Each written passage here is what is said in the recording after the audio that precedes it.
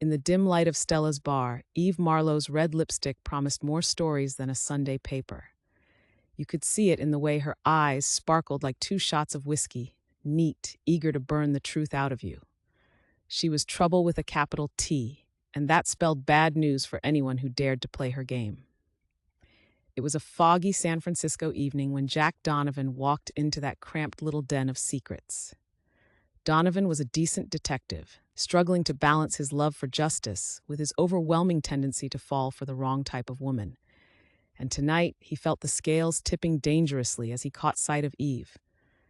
"Jackie," she purred, her voice a velvet caress against the noisy backdrop of clinking glasses and low chatter.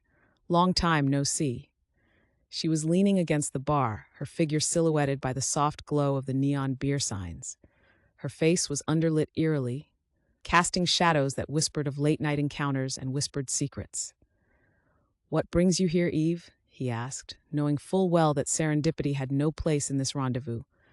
"I need you to find someone for me," she said, sliding a manicured nail over the rim of her glass.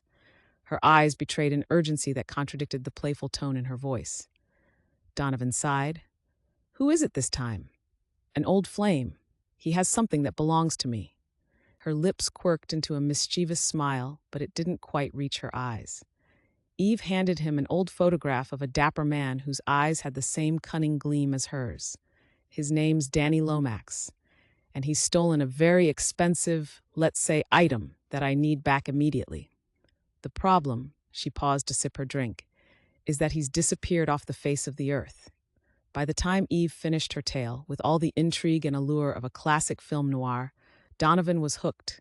He knew he should have walked away, but the way she looked at him, filled with mysterious promise, melted his resolve. The next few days, Donovan hit the streets, his leather shoes pounding the pavement, his fedora pulled down against the incessant rain. The case dragged him through the rancid underbelly of the city, from smoky poker rooms to the lavish estates of Nob Hill. Everyone he questioned seemed to fear Lomax's name, and the chilling part was that they seemed scared of Eve too. Finally, an old contact led him to an abandoned warehouse at the docks. Inside, he found Lomax tied to a chair. Except it was Lomax who was laughing. "Took you long enough, Donovan," Lomax coughed. "I took something from Eve, all right, her double-crossing playbook." He revealed that Eve was planning to set up both men in an elaborate ruse to clear her debts with a notorious crime lord. Donovan felt a mix of anger and relief. He untied Lomax, his mind racing. As they stepped out of the shadowy warehouse, he dialed Eve's number. "I know everything, Eve," he said without preamble when she answered her phone. "Then you know I'm always 2 steps ahead, darling." Her voice had that same dangerous allure, but this time Donovan wasn't buying it.